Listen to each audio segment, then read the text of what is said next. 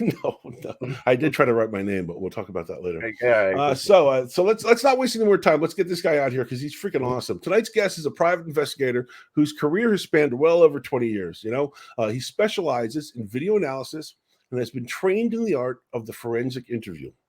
His research into the Bigfoot mystery began after hearing several reports of activity near his home, not far from where I am right now in upstate New York. And while he may have started out as a skeptic, tonight's guest now finds himself all in. He's leading the fight against hoaxes and misidentifications, two huge roadblocks in the advancement of the discovery and recognition of the creature we all know and love, Sasquatch, right? And if that's not enough, this guy's been busy, right? Tonight's guest has also appeared on dozens and dozens of television shows, radio shows, podcasts, live streams like this all around the world. And all the while, he's found time to publish no less than 3 freaking books on the subject. Tell you, he's got a lot of energy. The internet site that this guy runs, called SquatchDetective.com, is the place to go for keeping up with the adventures of this rather busy Bigfoot researcher who's been nice enough to join us here tonight. So, without further ado, ladies and gentlemen, it's my honor to present our dear guest tonight, Mr. Steve Kulls. Steve, you there? Hey, it's my honor to be on the show, guys. Rocking really and rolling, dude. Great, dude. Thanks, Steve. Appreciate it. So how's it going up there? Like I said, it's a beautiful fall night here in the Catskills. How are things? You enjoying this lovely time of year? It's squatching season, right? Well, it may have officially ended. Yep, I got a little bit of snow on the ground too last night. So sometimes when that happens and it starts to accumulate, which thank God it did not today, they start closing up the roads that lead into my areas, because the areas I go into, yeah, they don't take care of the roads. They're not paved. They're all dirt and fun stuff. So keeping my fingers crossed, we may have another little bit of a warm spell that we can get out there and do our thing. Yeah, I think it's supposed to be like 60 here next week for a couple of days. So maybe, you're 3 or 4 hours north of me. So obviously you're in a little bit of a climate change. Yep. But, so during the intro, I mentioned that you're kind of a Renaissance man, dude, when it comes to Sasquatch things related. You got the books, you got the podcasts, you got the shows, interview witnesses, debunking hoaxes, running your website. We're going to put the link in the description for the website. You got to check it out. Steve, be honest with me. I mean, and you got a job. So how do you fit all this stuff in? I mean, how do you find time to carve out time to do all this stuff? Well, a lot of this stuff is in place. I mean, the website's really easy to manage. I decided to basically not write as much with blogging and doing more video. That seems to be the happier medium. And the nice thing is that my video now propagates to my old blog and it propagates to the website. So it's really, and then I'll take videos and put them in as articles as opposed to, the old blog system. So it takes care of itself. I work, but the big thing is, and this is something I always, tell people, I don't devote every single waking moment to this or every single day. Right. I keep up on events every day. I may spend an hour looking over events and then move on to the rest of my day. Otherwise, you tend to get little, Looney Tunes keep doing it all the time. You do get a little cuckoo. Yeah, you do. You do. Get overwhelming. You can get very overwhelming. So I've learned over the years to, when to put the foot on the gas, when to put the foot on the brake, and make it real. Because if you don't do that, then you get into the column of, becoming fantasy. And that's why you need to really keep it real. You got to keep it in place. Listen, I forgot to do this before we get too far down the road. We do this. This has become a bit of a regular pastime on the show. Is we'll raise our glasses to Mr. Steve Kulls for a great thank you for showing up and a great interview. So you guys out there, clink and giddy up. Here we go. Cheers. Sorry about that, folks. I know Marla's probably pretty pissed off because the toast came late. She likes to get her alcohol on time. Who doesn't? So I mean, you keep it in check, and that's important because Charlie, you can attest to this.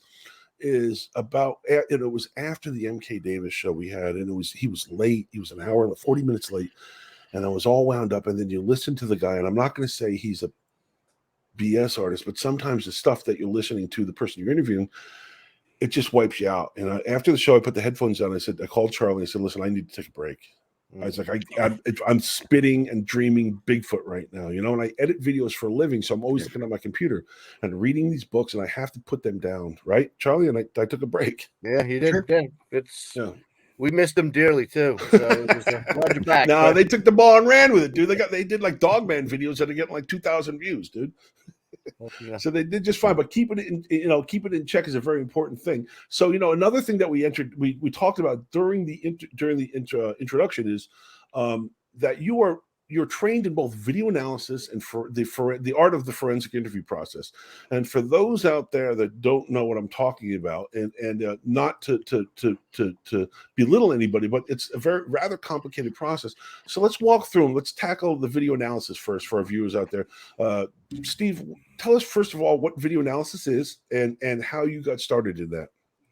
Well, video analysis is just, and photo analysis is just the art of looking at something and seeing if it's real. What how should you say this? To pick up on events in the film that might not otherwise be.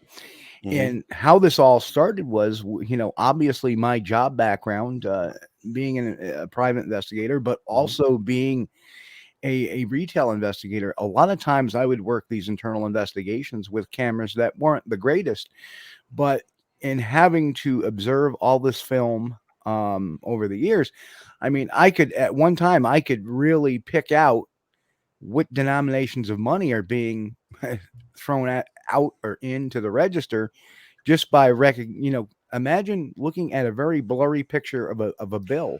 Yeah, and I'm able to say, no, that's a 20, that's a 10, that's a 5, that's a 1, and you start learning. And a lot of my video analysis is self-taught. I learned that one of the best processes is kind of you reverse engineer, and how you do that is there's always that main event, and if you're running a film forward, you're always waiting for that main event. Well, all that comes before that, you tend to miss or forget. So what I do is I go right to the main event and then I work it backwards to see the events leading up to the main event. So I kind of reverse engineer all the video processes.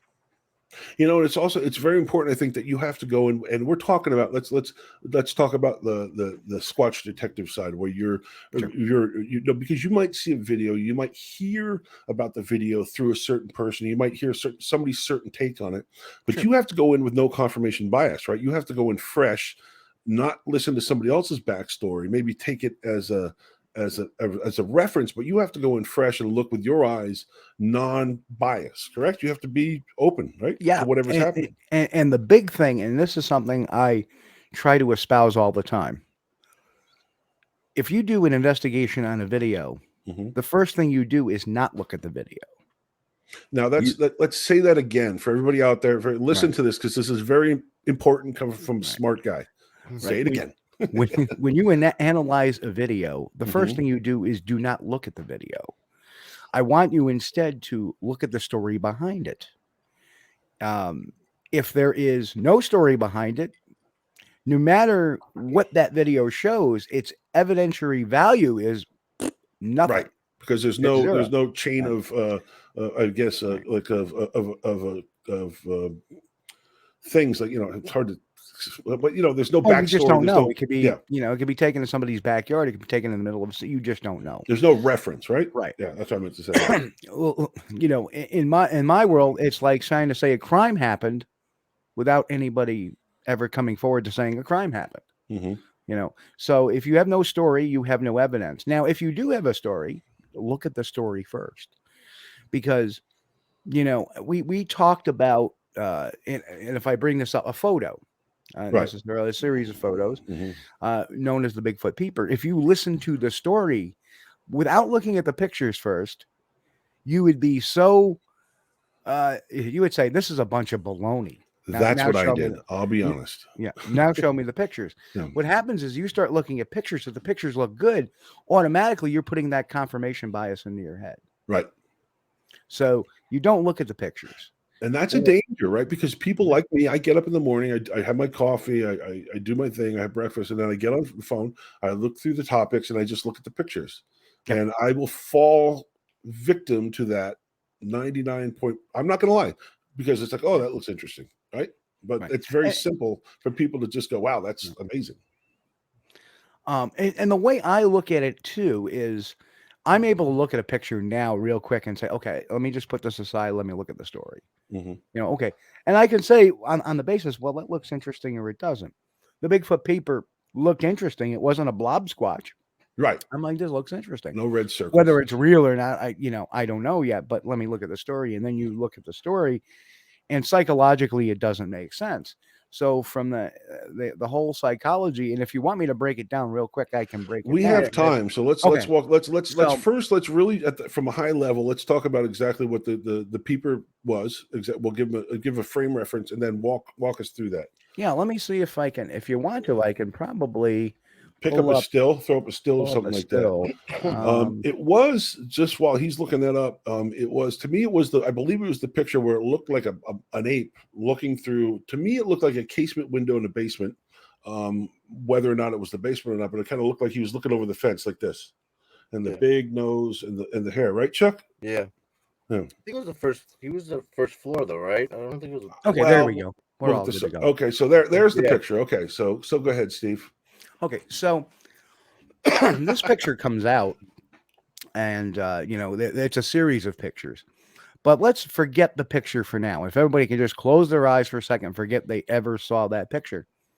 Here is the story, how it basically breaks down. And I'm going to play the voice of the guy that took the pictures. I'm sitting there in my living room watching television, and I always keep a video camera next to me on the end table. And all of a sudden, I notice this thing looking in the window. So I grab my video camera and I start videotaping it. And after about 8 minutes, my wife comes in and screams. And now, mind you, I'm paraphrasing a lot of this. Yeah, My right, wife screams yeah. and runs out of the room and calls the sheriff's department. So then I put my camera down and I grab my gun. And that's where the story really ends. I wish I had the video, but the video was destroyed in a fire at my mom's house. Son of a bitch. Right? But I still have these pictures. Now, if you take all of this aside and you just listen to the story, sounds like a big fish story. Yeah, something fishy. I mean, it looks like, to me, it looks like a basement, right? It looks like there's an unfinished ceiling there, and he's probably living in his mother's basement. So then I do what I do. Okay. It turns out the guy that submitted this, first of all, I had to find out who he was. And there was a little trick because he wasn't using his real first name. He was actually using his middle name as a first name. So what I ended up having to do is run several searches, and finally I got a hold of this guy's real name because it popped up as his middle name, his first, what he was using as his first name. So he's using his middle name as his first name. And I noticed from his social profiles that he had, he said he lived in Colorado, part of his story, and that he had property in Colorado, this rural property.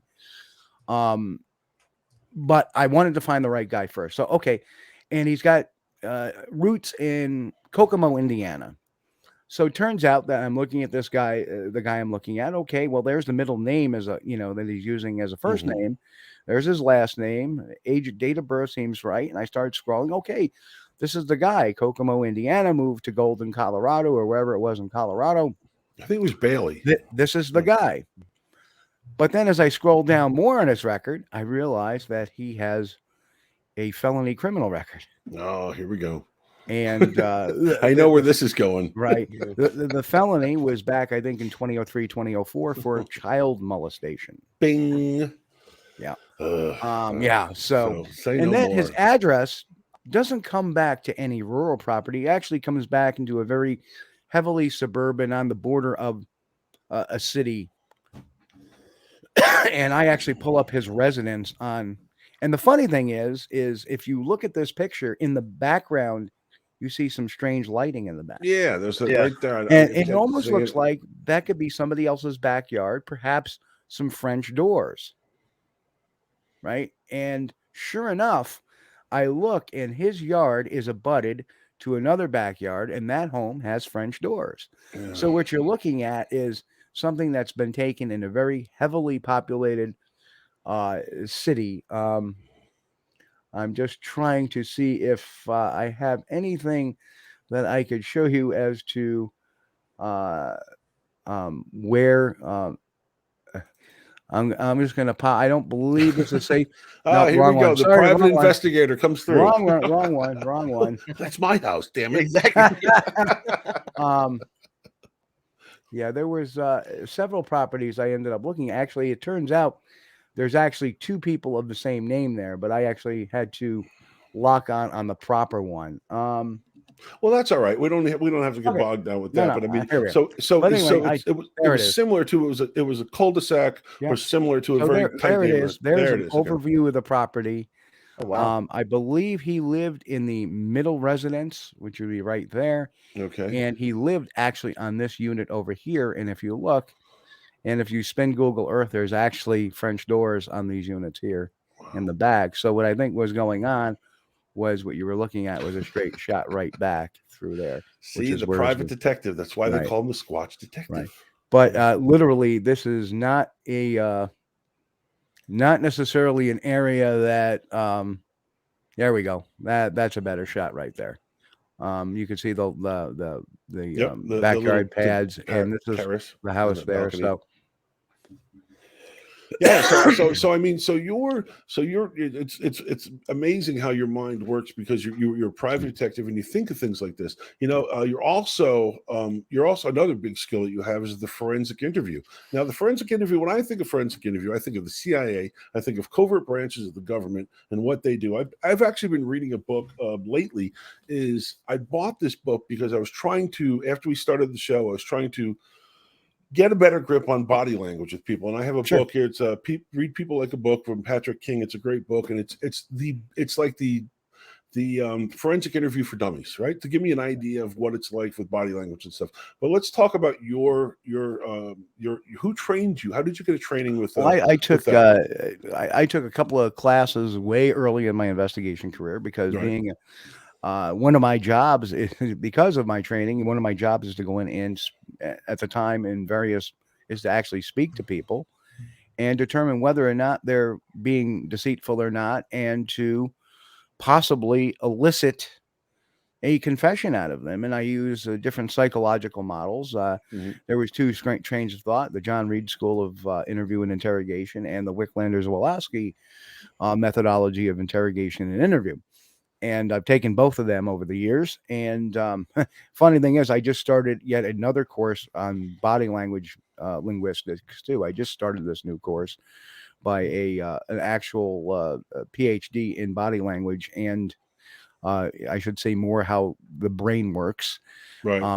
So we're going to talk about the limbic system and all that stuff. Right. And there's a lot of things of the body that happens with interviews that the body can't control. Oh, absolutely. Right. So anyway, I took these courses and then I put them to work in the real world.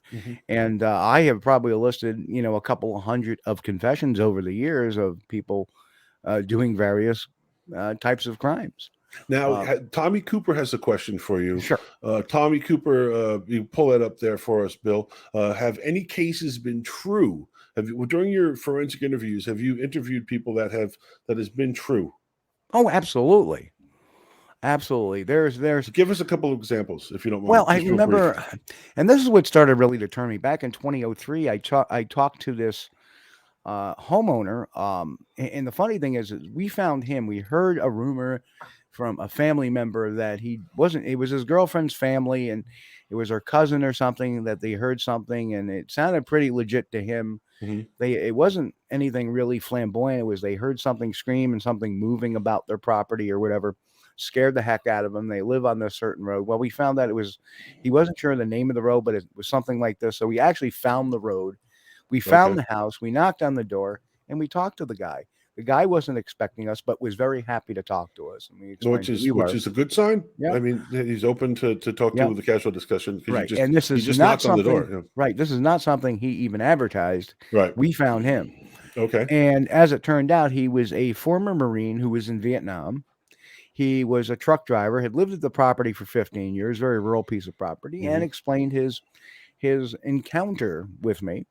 And as I'm interviewing him, I can see things like jugular vein distension, which is right here. Mhm. I could see the hair standing up on his arms and goosebumps. You cannot fake those. You cannot fake those. And the other thing, too, is when you listen to certain witnesses, every once in a while you'll hear a staccato type in their breathing. And that's because they're actually reliving this incident. Because for the most part, a person who has an experience like this, it's not in their belief system, so it becomes a little bit traumatic to them. Right. Okay. It'd be like seeing a dragon all of a sudden for one of us going, Yeah. they're real, Right. and so that sticks with you. It's amazing. So, if you guys are just joining us, welcome. We are speaking with the Squatch Detective himself, Mr. Steve Kulls, has been nice enough to join us. If you've got any questions, the chat board is very busy right now. Don't be afraid to type them in all caps. You're not getting an opportunity to talk to a guy like this unless you wait in line after he talks at a seminar and you're trying to buy one of his books. So don't be shy. Put your questions out there and let's get to it. So Steve, we're talking about a lot of debunking and hoaxes and stuff like that. One of your books actually really digs deep into that, and let's talk about 50 Large, the real story of the Georgia big body hoax. That was I want to let you tell the story behind that book, because that is a big hoax, right? Oh, absolutely. Right. And it was very what people didn't understand was I got myself embedded with this group searching for Bigfoot. You did it for like 6 years, right? No. I was maybe a year and a half. I was on good terms with them for maybe 2 years. Okay. No, but I embedded myself was to the point where the company was actually contracting with me to be their forensic evidence analysis and collector. Okay. So, in fact, out of all the things I have over the years, I still have pieces of the Rawson's van, which was the lizard man attack of, I think, 2008, the beginning. I still have pieces of the van covered in blood, which turned out to be dog blood. Oh, that poor dog. Oh no, the dog was fine. A poor cat that was hiding up in the engine compartment. But all right, so let's talk about the book. Yeah. About Anyway, I don't want to digress. Let's go from just tell people real quickly what the Georgia Bigfoot body hoax was, and then we'll talk about what you did to prove that bullshit. As it turns out, because I had split from that group a bit after getting a lot of information on what they were doing wrong. Mm-hmm. This situation appeared with Rick Dyer and Matt Whitten, and they kind of baited me into getting Biscardi involved. Now, Matt Whitten was a cop, right? At the time? He was, yep. Okay. Yep. And what ended up happening was that the three of them conspired to create this bigger hoax, and it went international at one point. And of course, because of my position, I kind of weaseled my way to get to where the body was, the alleged body. Now, that was supposed to be in Nevada, or was that supposed to be somewhere in California? The body got moved to Indiana, of all places. Okay. Yep, back to Indiana again. Oh, Jesus. Can't get out of Indiana. No, I can't. But anyway, I weaseled my way to get into the scene there. Mm-hmm. And as it turned out, I was the one who kind of, me and actually Tom's son, we decided one morning to just let's go at it and see if this thing is real. It wasn't. And then there was a couple of days of politicking by Biscardi trying to cover it up by trying to get us to sign non-disclosure agreements. I said, no way. And basically, I blew their entire operation by saying, no, I'm not covering this up with another hoax. Sorry. Now, he went on Coast to Coast, right? And was talking to George No, that was the Stagecoach Nevada hoax, which actually occurred in 2005. Oh, okay. That's the pay-per-view one, right? He was going to do? Well, he already had pay-per-view cameras in Happy Camp, California. Right. And then he comes on and says, oh, well, I got this woman in Stagecoach, Nevada that says she's got one injured. And, of course, what did it do? Everybody, I got to start subscribing to this. Yes, $14. Got all these subscriptions, and then it turned out to be in relatively short order a hoax. Son of a bitch. and that's his game. And then of Tom's course still around, right? Tom plays is the still victim alive. card. Yeah, I believe he is. I don't I got to really try to get follow him on the much. show. I'd love if we get him on the show. Will you join us for that night? Come on. But we're all Cavalcade of hits, dude. Let me explain this. If he knows I'm coming on the show, he won't come on. Well, we'll do like it's your life, right? We'll just have the special guest pop up there. All right, so the Georgia Bigfoot body host true proved to be complete bullshit. Yep. The book is a must read. I think it's a fascinating idea of the book. How long did it take you to write the book, though? Well, it took. I don't even recall because it was so long ago. I think I know I started writing it towards the end of 2009 because I started getting a lot of material, and of course I had a lot of this stuff written from notes that I had taken over the time. So I started putting it together in 2009. I think by the time 2011 kicked in, because I did a couple other things too that I was able to do. I couldn't do right away. Was like do a Freedom of Information Act on the police report. Okay. That allegedly Biscardi had made, but we learned it wasn't Biscardi at all that made the police report. It was the investor, Bill Lett, that had the guy who loaned Biscardi the money, basically was the one who made the police report. That's part of the reason why it fell apart was because they said it was actually Biscardi that needed to file the complaint, and he never did. So, I mean, he's been busy. We talked about it last night as one of the most endearing documentaries that I ever watched was Shooting Bigfoot. And I think that's with Rick Dyer, right? Is it Rick or Tom? Well, the funny thing is, and I saw Nikki's comment and the thing I was on.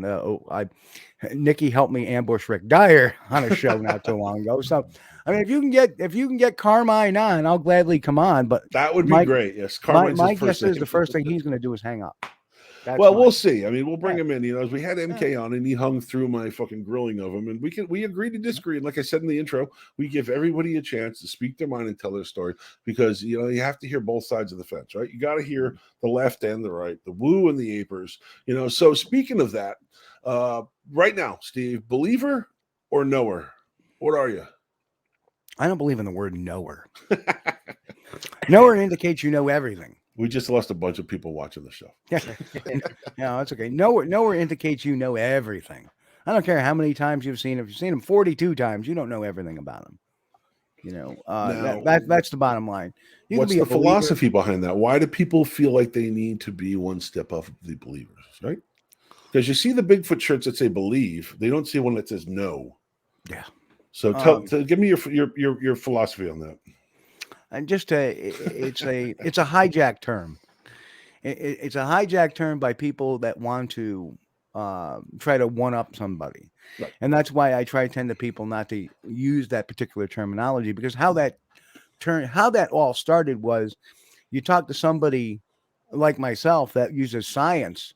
Mm-hmm. And then you have this person that says they're habituating one for 5 years that you know that has zero evidence of even doing that. Mm-hmm. And they'll say, well, you know, I happen to be a believer, but I'm using science. Well, I'm a knower, and that's the first thing they'll exactly. Charlie, that's exactly what it sounds like, right? So it was a bad term to start, and people are getting too used to it. We need to get rid of it. I love that. We talked about that last night, and it's very refreshing because you started out as you're very skeptical, but you are a believer. And so let's talk about, you know, if you guys are just joining us, we're halfway through the show. We got a great show going on here with Steve Kulls, the SquatchDetective. Charlie and I are having a blast here. Again, if any questions, Marla, I think is got nothing to do, right? So let's get some questions going for Steve. Well, let's talk about you know, since you're a believer, let's talk about one of your more. Have you seen? Now we talked about the BFRO having a Class A, Class B, Class C. Let's for all intents and purposes to keep it simple, a Class A sighting, right? Have you had one, Steve? Yes, twice. Okay. Yep. Well, let's talk about them. Let's talk about them. Let's talk about one, and then the first one and the second one. Now, I've had some sightings with equipment before, a couple of times with night vision. I don't even compare those anymore. That's once you see it with the naked eye, you don't worry about those equipment sightings. Okay, they're important. Had I been able to record them, then that would have been wonderful. But the equipment has advanced since those years. Mm-hmm. Right now, I have equipment that records. But the two naked times is that we were doing some effort in one of my research areas, And what it ended up happening was is we were all in after a couple hours of Now, beating where the was bush. this? Is it upstate New York? This is upstate New York in the Adirondacks. Okay. All And right. after a few hours of doing it, whatever, I decided we're all in camp talking about what we were experiencing, and we were all experiencing these noises, things walking up, and the typical stuff. Things would come in, we would move out, they would move back, and then we would come back in, and then 20 minutes later they would come back in, and it was like this game they were playing with us. So, and we were hearing things like stomps and huffs and not necessarily like a deer huff, but people that I have are very, very experienced deer hunters as well, but more like a Yeah, well, Charlie and I had that last 2 weeks ago. I'm a deer hunter as well. And we had a buck that was rutting down and sitting there, and you hear that, and that's definitely a different sound. So go ahead, continue. So at one point I decide, well, my headlamp's looking kind of meek, so let me go get some batteries. So I walk out to my vehicle, which is parked on the side of the dirt road, and so I grab my batteries, light up a cigarette, look down the north side of which is at the time where most of the activity was going on in the area. So I look down the north side, which is downhill. Which is this a fire road, or is this a power line, or? No, it's not even a fire road. It's a trail. It's a road that leads into the park, but it's a dirt road, very rural. Okay. So I shine my light down there, nothing. I spin around and look up to the end, which is the uphill with south side, and there it was standing next to a utility pole. Because there are some utility poles. And it was standing there.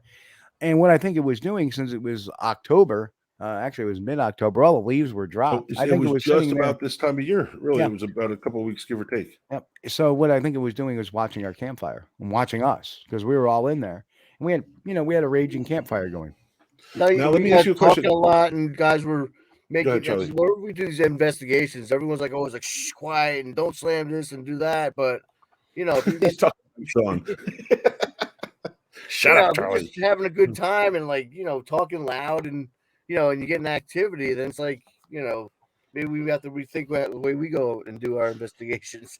Well, I think, and I'm sure Steve can attest to this, is I think if you're going in there and you're trying to sneak in on Bigfoot, I don't think it's going to work. I think they hear you coming, and there's a real quick question I want to bring up while we're talking about your sighting is from Andrew Boyle. He says, have you ever witnessed in any of your sightings any paranormal activity pertaining to a Bigfoot? Anything off kilter? Because you're an aper, you're flesh and blood, so. I don't like that term either, aper. That comes from Mike Merchant. Yeah. You're a real ape. I believe it's flesh and blood. I'm a flesh and blood person. I don't know if it's an ape or hominid. You don't know at this point. I know it's a primate. Have you ever witnessed anything paranormal? No. Well, when you say paranormal, do you mean outside of the normal? Well, yes. I Do guess I that's mean what anything Andrew Boyle supernatural? asked, No. Everything I've seen can be paranormal outside the normal, yes, but not supernatural. And I think that a lot of times the people that experience supernatural stuff are experiencing one of several things, and that's either they're getting hit with infrasound, because I do believe that these creatures can use infrasound.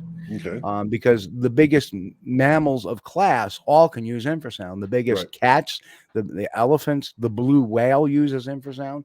And believe it or not, it's used more for communicating over long. Now, let me ask you a question about infrasound. And I don't know this, so I want to ask you this: is when whales do it or elephants do it, it's not focused, correct? Infrasound is infrasound. So when you have some person that seems like maybe that person, it's not focused at them, but maybe they're more vulnerable to it or more affected by it.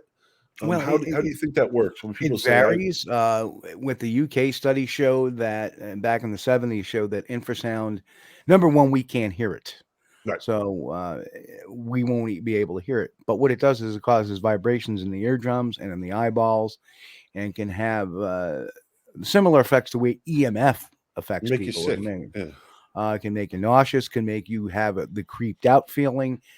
Paranormal Activity, the reason why that movie scared so many people was the movie track in it, the actual soundtrack had infrasound built into it. Nice. In certain scenes to make people feel creeped out. Yeah, I was a sound engineer for years. That's how I made my Right. living on the road with Yep. big rock bands, and the power of that sub bass and to make that Yeah. that sub that really low 20 cycles, that'll turn your stomach and get your bowels moving. So back to the case at hand. You're seeing this now. The first sighting, you were what time of day was that? It was night. Night. And how far do you think the creature was away from you? About 120 feet, give or take. Wow, that's You know, close. I gotta, you know, it was night, it was dark, and over time, that was 10 years ago. Right, So right, it's like, but obviously it was something. yeah. It was a tentpole moment in your life. So talk about the second time, because you're lucky enough to see one.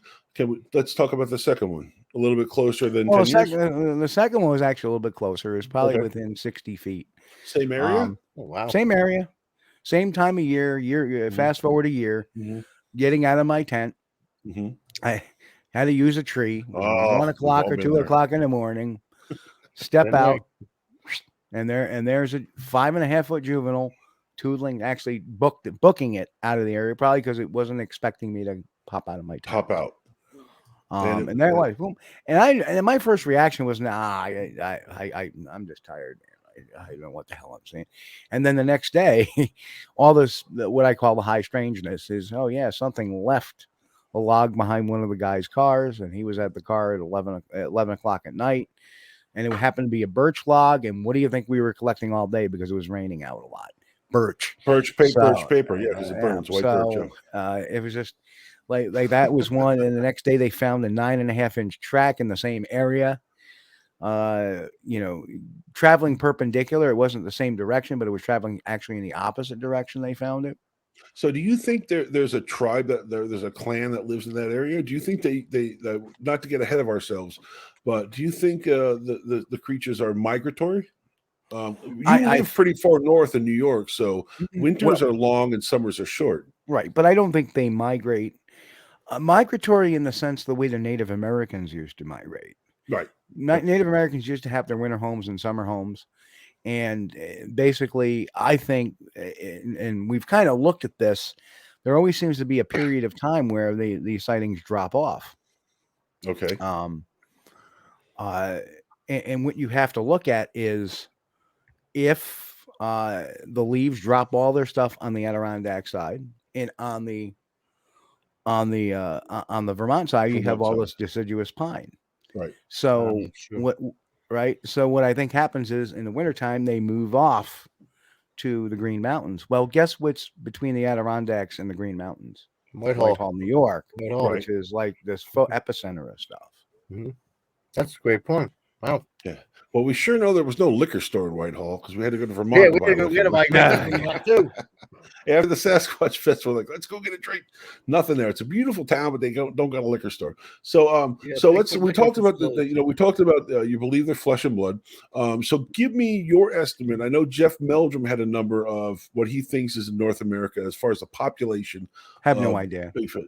I have no idea. I'm not a scientist. I'm not a scientist. Huh? Spitball it for me. I couldn't even tell you. I think Meldrum said between 3,000 and 5,000. Well, that's an estimate. I don't know how he came about that, but I'm sure his scientific background went to that. That's why my job's an investigator. I collect the evidence to give to science, and they make with what they will of it. That's my job in proving the veracity of what the witnesses are saying. And if I may, I know there was a question in the chat that I saw that I want to answer. Go ahead and answer. Which one was it? It was about, I think, Andrew Boyle. Was it caps or where was it? It wasn't in caps, but it's a mention Stan Gordon's witness saying that there were tracks going out into a field that ended. And there you go.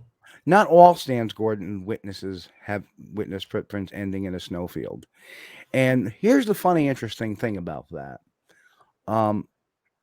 That happens a little bit common. I've heard that story too in New York. But what I think it is one of two things. Either they're backtracking the prints, which guess what? Chimpanzees do. Okay. So that's possibly do that. or the witness is lying. I mean, B. let's not put it to the fact is that we can't accept everything on face value. Exactly. And Charlie and I had a long talk about right. that yesterday. Yes, we Yeah. did. We were always talking, Brendan and I. Yeah. No, So go ahead. So yeah. So it's you got the wind, you got wind drifts, you got people. Just because somebody says it, right, and doesn't mean that it's true. right. And I adore Stan Gordon too. He's a Mhm. great dude. Love Right. the guy. Don't agree with some of his conclusions, but then Agree to again, disagree. It's fine. if you're not actually looking at that field of prints and just being told that, is it possible they misidentified something? I mean, have you ever seen an eagle on the ground in snow? Yeah, eagles like the ground a lot. Yeah. And guess what? You have snow melt and stuff like that. Could somebody say, "Oh yeah, I saw these tracks in the snow that look like Bigfoot tracks," Well, you can't. and they just Occam's disappeared? razor, right? Right. It's much easier to understand that it was a snowmobiler or somebody that just maybe got picked up at a snowmobile and left, and then the snowmobile track blew over. Whatever. There's a million different things. The thing, I also heard on a podcast of yours, because I apologize, I didn't have time to read the books because I jumped in the host seat here because our other host was busy for the evening. He had to work. But there was a thing that you said that you believe that they're flesh and blood. Because if they were here and they traveled intergalactically or they traveled from point A to point B, they weren't carrying anything, right? No technology, anything like that. Well, and here comes Am the I questions. misquoting UFOs, you, or- UFOs and Bigfoot. Do I see a connection? No, do not see a connection. That was my next question. Yeah. So let's explain that because we talked about that. Let's walk through it. Okay. Yeah. So when we go to now, let's say that we go to a planet. We all travel to a planet that has a lush atmosphere like us. Class M, right? Class M. Let's go back to Star I think Trek. that's Star Trek. Yes. But it has the same oxygen, nitrogen, CO2 mixture our atmosphere has. We land. Do we wear breathing apparatus or don't we? The answer to that is we do. The reason why is we are not immune to the microbes of that planet because it's foreign to us. War of the Worlds, man. It's foreign to us. And the one thing we certainly don't do is walk out naked. Right? Right? We don't walk out barefoot when there's parasitic elements in this environment. Logic, folks. Logic. Such as ticks, chiggers, mosquitoes, things that will bite you. Right? Stinging insects, spiders, scorpions. We can go down a whole list of things why you wouldn't walk in a forest naked. Now, let me ask you a question on that. We skipped over the MK Davis thing. We were going to talk about David Paulides, but we don't want to go down that fucking rabbit hole. No. But you were aware of the Hunters movie with Jan Maccabee, the story with Jan Maccabee with the UFO Predator thing. I don't know if you're familiar with that, Steve. I am not. I don't think. Okay, in a nutshell, Jan Maccabee, who's Bruce Maccabee's wife, he's a optical physicist, right? I know Bruce very well. Okay, yeah. So his wife was hunting in Ohio. She was bow hunting. She was in her stand. She saw something come through the treetop that was looked like the predator, but it was a see-through, translucent, and then it disappeared. At the same time, 2 miles away at the high school, the band was having practice. There was a UFO sighting. Now, these are two credible people that I trust the story. Sure. I don't, probably Paulides, obviously over embellished it, but does that lend any credence, or do you disregard that altogether when it comes to Bigfoot? Well, let me ask you this question. There's a lot of times people think they see a Bigfoot and it disappears, or what's to say it is a Bigfoot? Maybe it is something paranormal that's just manifesting in their mind as a Sasquatch. People do play the Bigfoot card very quickly, yeah. Right. Yeah. The same thing with the UFO, Bigfoot connection. Yeah, there's UFO sightings. Yeah, there's Bigfoot sightings. But guess what? There's been a lot more UFO human sightings than there have been UFO Bigfoot sightings. Right. There's been a lot more UFO cow sightings back in the 70s. Oh, Remember remember cattle, that was all cow back then. Yeah. but including somebody actually saying they've seen a cow being beamed up to a Yeah. craft, right? But nobody ever once suggested that the cattle were aliens, were they? No. But if they were, we've been drinking their milk all those years. You want to go one step Maybe more in that's the plan. conspiracy theory. Yeah. But what I guess when I'm going at is that it coincidence of one or the other, even if somebody sees one coming off a craft, big deal. That's happened before with humans. They have to get on and off the craft sometimes. And so it's just coincidence. If they're studying us, they're probably studying them as they studied cows, as other animals and other activities. Right. It's so. Now, do you hunt at all? Do you hunt? I do not hunt, but I'm very familiar with tracking and scat and predation and stuff like that. Self-taught over the years, you have to. Okay, because I was just curious. We talked about this last night, and I was surprised by your answer to this because I thought it would be the other direction. But we always go right now to the middle of the show, where kill or no kill, right? So you seem like a very scientific, logical guy, but surprisingly enough, you're. Well, I won't. And that's because I don't hunt. I haven't been able to take a life of a deer, any mammal in my life. Now I hunt to eat because we eat venison, and we also hunt, as you know, in New York to prevent the deer population starvation. So, but you're not a proponent of killing or harvesting a creature for scientific purposes. I won't do it. If I'm attacked, I'll take whatever's attacking me. Yes, or attacking. If there's a life on the line, yeah, I will do what I have to do. Because I I'm would not gonna imagine go that out- you're trained in pistols and small arms, and of course, right? No, not really. I've never really been armed myself. Really? Yeah, I Really? I've owned a rifle. I've owned some rifles and some shotgun, but I've never owned a pistol. Charlie had a very funny story when I asked him that question. Charlie, do you remember your answer when I asked you if you're a kill or no kill? He was like, well, if an old Bigfoot wanders into the road and it's dying of cancer and it gets hit by a truck, he's like the fucking most morbid, like fucking the most sensitive. Like, did you flush the goldfish when you were a kid? Were you able to flush the goldfish down the tank, Charlie? No. So you're not. So that's the thing is like, so why do you think so many people, and I'm not talking about you, Steve, but a lot of people are really emotionally attached to the Bigfoot enigma, and they don't want the damn thing killed for science. They're absolutely, as you know, there's two camps that just like this. Why do you think that's so? I mean, people are in fact, the fight is emotionally involved. Because that's what it is. It's it's an emotionally, it's an emotional thing. There are people that, hey, when you talk about creatures of this planet, there's emotion. Right. And especially people, and I dare say even the people that want to kill one, they're going to have a hard time shooting it. Because as studies show, primates of one species have a real hard time attacking primates of another species. And how many times have we heard the story of the hunter getting it in its cross sights and not being able to pull that trigger because... Right, I can sit here in my studio and say, you know what, with my 270 on deer day, if I saw the fucking thing, I'd shoot it. But that's a different story, right? That's between me boasting and saying I got fucking, look at me, versus being in the woods and seeing it through the sight. That's a totally different story. And then you're going to have that reaction time too of seeing it going, holy crap, it's a Bigfoot. Exactly. So you're right. I mean, but I mean, you look at states like Oklahoma, right?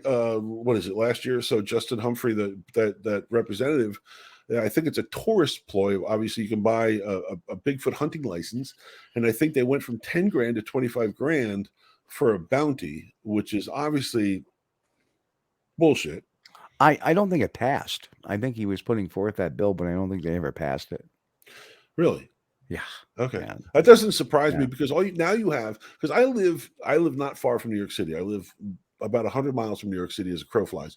And I'll tell you what, next Saturday, the woods are going to be full of a bunch of people with Long Island and New Jersey plates hunting deer that don't know what a deer looks like. So they're going to be shooting everything in fucking sight. I've got neighbors up the hill that have those ceramic lawn ornaments that have deer, the ceramic, they look like big deer. They cover them with garbage bags because back in the 90s, some guy shot the fucking head off the thing.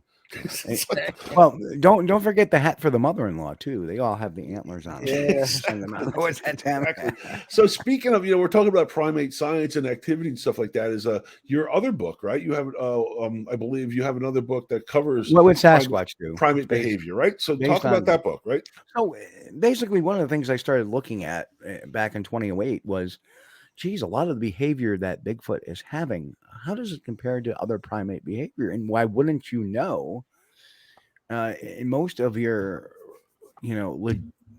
credible sounding reports, barring the fraction of paranormal, because people think paranormal Bigfoot things happen all the time. They don't.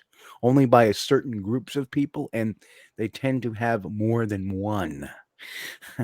But the people that have seen what appears to be a flesh and blood Bigfoot, which is the majority, seem to have this rhythm to them that is very similar. And Okay, wouldn't so- you know that when I look at how primates behave in their certain habitats, including us humans, they kind of match up very well. Okay. So what I do is now I look at a report rather than class A, class B. I look at, okay, could it be a credible Sasquatch sighting? Yes. Okay, so if it sounds credible, what is the particular behavior being displayed, and how does that relate to the habitat it may potentially be in? So in other words, you're driving down the road and a Bigfoot crosses the road. Mm-hmm. And, our first reaction is, oh, we got to get out there and we got to start looking through the woods up in that area and all that stuff. But in actuality, what it is, it's exhibiting what they call a home range type of behavior or ranging type of behavior, which all primates do. We all travel different ways during the course of our day or, days. So what's the chance of actually finding a Bigfoot, in that general vicinity about that big? So then the next ones are the foci areas, and the foci areas are areas of activity. And I'm going to break this down in humans so everybody can understand them. The foci areas, and that depends on what kind of behavior, is, or what kind of activity is depends on what kind of behavior you get. Okay. And then finally, you have a territory behavior, which is where you get some more aggressive. And like I say, so that's the center of the bullseye. If you're thinking of a target, you've got the Right. first section, the second section, and the center of the bullseye would be this. Correct. All right. Correct. So, and you got to understand, primates of one species rarely will attack primates of another species. Really? I didn't know that. Absolutely. But there are some cultural exceptions. And I'll give you a good example. Some chimps do go after monkeys for food source. Some primitive African tribes do kill, and some Asian people do kill monkeys for food source, but it's generally taboo, right? How do we feel when we see a dead gorilla that got poached on the news? We feel it's sad, horrible, dude. horrible, It's right? sad. But That's part of our primate instinct. But if you look at in the Congo and Central Africa, we had Ken Walker on the show, a taxidermist from Alberta and a hunter, and he made a very good point. He said that the hunters, the baboons, they were having trouble with the baboons. They would send 3 guys in to hunt the baboons. They would hunt. They would leave the territory, leave 1 guy behind, and the baboons would know that the 3rd guy was still there because they could count the 2 guys going out. Sure. They changed it up. They took 4 guys, right? And they took 3 guys out. They still knew a guy was behind because baboons can count to 3. So they finally sent 5 guys in, took 4 guys out, and left the 1 guy behind. And the 1 guy was able to sneak up on the baboons because the baboons could count to 3. So they knew that 3 went in, only 2 came out. There's another one. 4 went out, 3. It's strange. So do you think Bigfoot thinks like that? Or I mean, again, I'm asking you to speculate. But do you think they are able to track? Because the NOAC guys down in Oklahoma, I think they believe that Bigfoot can't keep track of more than 1 group, so they try to send multiple groups in. Does that lend any credence? It could. It's I mean, the only way you're going to win is subterfuge, but you always have to make them think they're playing on their terms. Right. I think trying to sneak in and trying to be quiet is a fucking waste. Not going to work. No, exactly. Always, our troops, our guys go in loud and proud, and the reason why is it gets the curiosity. See, primates are naturally curious. Right. think about it. When Mhm. something goes boom, what do? We don't run away. We don't scatter. We look, what the hell was that? Right? I have a neighbor called Kaboom, dude, and he plays with dynamite all the time, so I was Oh, laughing. Literally, a big Turkish guy. So, So, I mean, we're Sasquatch's television. yeah. We're their entertainment. We're their TV. I know some cat was trying to take credit for saying that, but I've been saying that for years. And it makes And, sense because I mean, heard you it look from somebody else that wasn't that cat. So yeah, I mean, you look at some of the. I'm sure a lot of the stories that you hear are either saw it driving down the road. I was hunting, it crossed my path. I was at a campsite. It was fucking like your story. Those are just chance encounters. I think we had a with our Sugar Run Howl out in the Allegheny National Forest. I think what was calling at the time didn't even know we were there. Didn't care if we were there. It was calling just before the storm to another one, and it could have cared less if we were there. Right. Yep. So we didn't call it in, even though we were call blasting. I think we're at the right place at the right time. And I think that's what you have to do and have the right technology, I think, to try to capture this type of evidence that's going to be proven. You know, what's great about your website, which I noticed was SquatchDetective.com, is that you've got, I mean, it's a wealth of knowledge there regarding your investigations, what's going on with your group. You know, there's a lot of Sasquatch groups that don't share that same thought. Is they like to hoard their information. You know, they like to hoard. This is site X. I can't tell you where it is. What I mean, what do you think about that? Do you? And I'm not talking about telling people where it is and they trespass, but a lot of people don't like to share their information, and that seems odd to me. well, it doesn't. It doesn't. For example, as an investigator, if I have a sighting, you know, it's going to be a few months before, or it could even be longer before I make that where that location is public or even that area. Well, it took And us there's a a year reason or so why, for ours. Yeah, because it's about evidence preservation and integrity of the investigation. If you start putting that stuff out, oh yeah, it's here, it's here, it's here, then you get, you know, elements in there.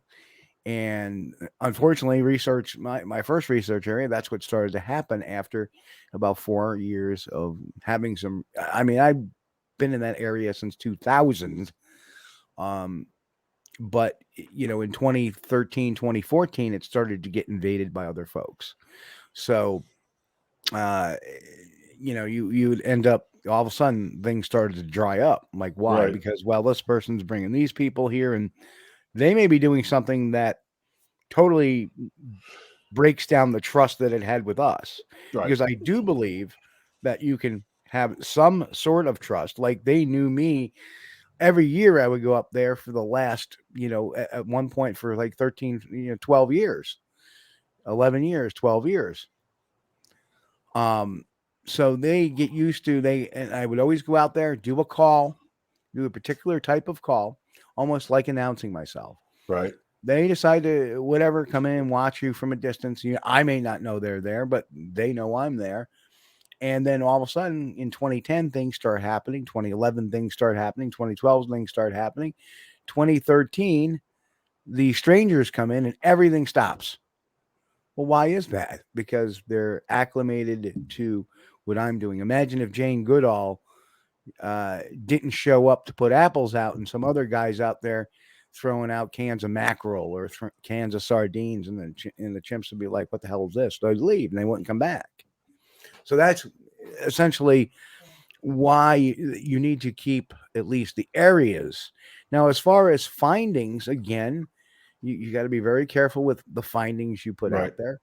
Well, we try to vet our stuff and give it to people. Like, now that we've done an interview with you, we know you would be one of the people, the small niche of people that we send our stuff to and say, what do you think? Right. We give it to you. We got a couple of people out west. We got some people up north. And now it's like, we would send it to you, trust you, and say, what do you think?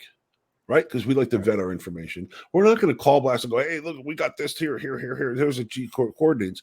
Because it's just like you did with that peeper video. It's very easy to find people, very easy to find locations. So yeah, so I get that, and that's so. Is that covered in your other book, the Bigfoot Playbook? Is that how you do stuff in the field? What's in that book? As far as, is that like a menu of Steve It's a Kulls menu of different plays? topics that I talk about, things like eye shine and looking at things from a skeptical point of view rather than a Bigfoot, basically the subtitle of the a Bigfoot believer looks at the Bigfoot mystery through a skeptic's eyes. Right. And that's it in a nutshell. So I look at a bunch of things. I look at infrasound. I look at, and that's in the book, and that's in the Bigfoot Playbook. That's in the third book. Yeah, that's in the playbook. And I talk a little more in depth about forensic interviewing. I talk a little bit more about track casting. So it's more of a playbook than it is like a behavior model like the second book was. Okay, yeah, exactly. So it's like if somebody's interested in doing Sasquatch research and they don't know what to do, picking up that book would be a good idea of getting your feet wet, right? And if you're going to the field, this is how Steve does it, or this is what Steve looks for. Maybe I should, right? Am I correct in assuming that? Because I have not read the book. Yeah, it's not the ape. It's not about the behaviors of the monkey or the animals in the woods. It's about what you do to look for your evidence. More or less. I don't go out and say, okay, this is how to do it or anything like that. You're not moneymaker in it. Yeah. And we've actually done the whole show without talking about Matt Moneymaker. We've actually. I just changed it. Well, what's there to talk about? Just kidding. So good. Let's talk about the book. It's more important. And truthfully, that I dropped that I dropped that book in 2019, 2020, and then the pandemic hit. Very so reasonable. I wasn't really paid. You